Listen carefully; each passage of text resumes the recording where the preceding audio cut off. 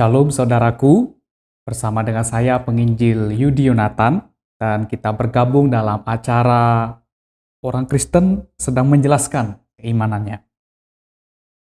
Nah, beberapa waktu yang lalu saya mendapatkan kiriman di sebuah grup chat WA yang berisi kutipan dari sebuah buku pelajaran PPKN untuk peserta didik kelas 7 SMP yang ditulis oleh ZU dan R terbitan tahun 2021.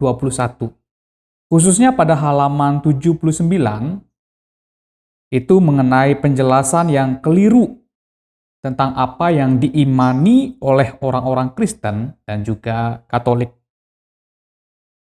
Nah, saudaraku, dalam buku tersebut dijelaskan pada bagian kedua mengenai agama Kristen, Protestan adalah sebagai berikut. Agama Kristen berkembang setelah kedatangan bangsa-bangsa Eropa, terutama Belanda dan Inggris, sekitar abad ke-17. Tuhannya adalah Allah, Bunda Maria, dan Yesus Kristus sebagai tiga yang tunggal atau Trinitas. Injil menjadi kitab sucinya. Umat Kristen Protestan wajib beribadah setiap akhir pekan di gereja masing-masing. Nah, mengenai penjelasan ini akhirnya menimbulkan polemik. Nah, sebagai orang Kristen, apa yang harus kita lakukan? Tentunya orang-orang Kristen harus menunjukkan sikap yang baik dan bijak ketika mereka menghadapi permasalahan. Nah, sikap orang Kristen yang baik tentunya tidak melakukan tindakan yang tidak terpuji, entah melalui perkataan, tulisan-tulisan, komentar, dan lain sebagainya. Sekalipun harus diakui bahwa penjelasan dalam buku tersebut tentu tanda kutip tidak menyenangkan bagi orang Kristen dan orang-orang Katolik. Nah, ingat Rasul Paulus dalam kitab Roma pasal 12 ayat 17 sampai dengan 18 berkata, "Janganlah membalas kejahatan dengan kejahatan. Lakukanlah apa yang baik bagi semua orang. Sedapat-dapatnya kalau hal itu bergantung padamu, hiduplah dalam perdamaian dengan semua orang." Jelas sekali firman Tuhan mengajarkan kita untuk menyikapi segala sesuatunya dengan cara yang baik dan bijaksana.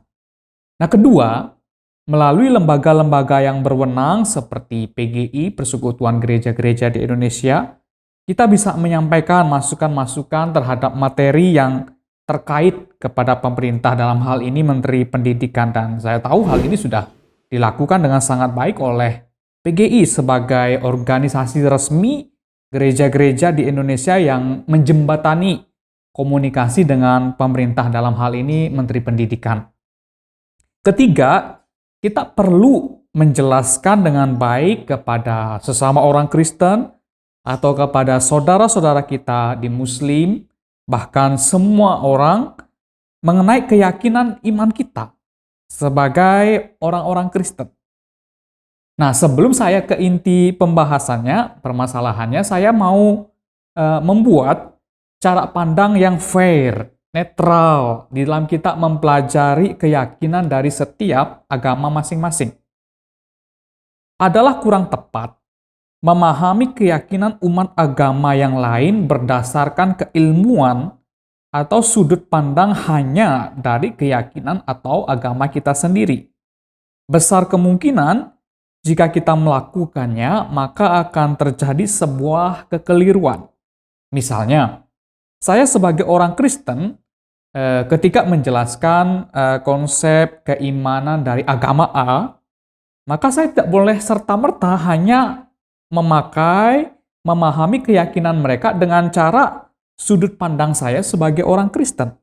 Apalagi tidak melakukan pembelajaran terlebih dahulu atau riset yang mendalam, ya, sesuai dengan ajaran atau kepercayaan yang mereka yakini. Besar kemungkinan akan terjadi kekeliruan. Begitu juga sebaliknya ketika orang yang bukan Kristen mencoba menjelaskan ajaran atau kepercayaan yang dianut oleh orang-orang Kristen, maka ia tidak boleh hanya menjelaskan kepercayaan-kepercayaan orang Kristen dari sudut pandang keyakinan orang tersebut. dan mengabaikan pendapat, ajaran, atau keyakinan dari umat Kristen itu sendiri. Nah, sekarang kita akan membahas satu persatu pemahaman ajaran yang sangat krusial bagi iman Kristen. Dalam buku tersebut dituliskan bahwa Tuhannya orang Kristen Protestan di sini maksudnya adalah Allah, Bunda Maria, dan Yesus Kristus sebagai tiga yang tunggal dan satu.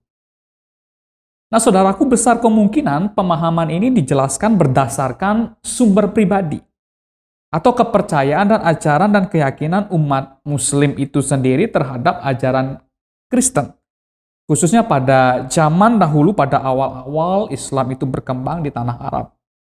Nah, dalam hal ini, karena penulis buku bertugas untuk menjelaskan keyakinan orang-orang Kristen Protestan dan juga Katolik di sana, tentunya menurut iman mereka. Maka pasti di sini telah terjadi kekeliruan dengan apa yang mereka jelaskan. Ingat, di sini seharusnya penulis buku dan tim itu bertugas menjelaskan keyakinan umat Kristen dan Katolik berdasarkan iman mereka. Bukan sedang mengadakan studi perbandingan agama-agama. Ini kekeliruan pertama yang perlu untuk kita pahami bersama. Nah, dalam keyakinan umat Kristen secara umum, kami percaya kepada Allah yang esa, ya, yang menyatakan dirinya di dalam tiga pribadi yang setara. Pribadi-pribadi tersebut adalah Bapa, Tuhan Yesus, dan Roh Kudus. Maria sendiri bukanlah bagian dari pribadi Allah Tritunggal. Maria hanyalah seorang hamba. Ya, manusia biasa yang dipakai Tuhan untuk mendatangkan Mesias ke dalam dunia ini, yaitu Yesus Kristus. Nah, dengan demikian, sangat jelas perbedaan konsep Tuhan yang diimani oleh orang-orang Kristen dengan apa yang dijelaskan oleh penulis materi buku pelajaran untuk peserta didik kelas 7 SMP ini. Berbeda. Kemudian selanjutnya di sana dituliskan, Injil menjadi kitab sucinya. Pernyataan ini tidak salah, tapi tidak sepenuhnya benar. Injil memang adalah bagian dari kitab suci orang-orang Kristen, dan orang-orang Kristen sendiri mempercayai ada 4 kitab Injil, yaitu Injil Matius, Injil Markus, Injil Lukas, dan Injil Yohanes. Keempat Injil tersebut adalah bagian dari Alkitab. Nah, Alkitab sendiri itu dibagi menjadi 2 bagian, yaitu Perjanjian Lama yang terdiri dari 39 Alkitab, dan Perjanjian Baru terdiri dari 27 Alkitab. Total semuanya ada 66 kitab.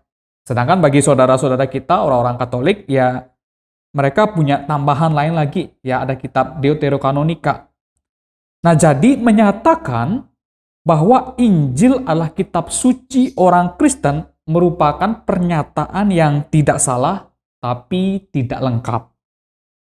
Kitab suci orang Kristen adalah Alkitab, yang terdiri dari 39 Alkitab dalam Perjanjian Lama dan 27 Alkitab dalam Perjanjian Baru. Total ada 66 kitab yang diimani oleh orang-orang Kristen sebagai firman Allah.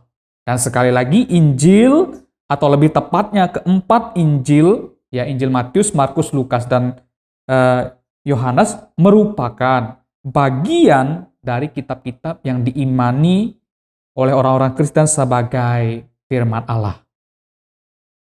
Kemudian bagian yang terakhir, di sini dijelaskan umat Kristen Protestan wajib beribadah di akhir pekan di gereja masing-masing.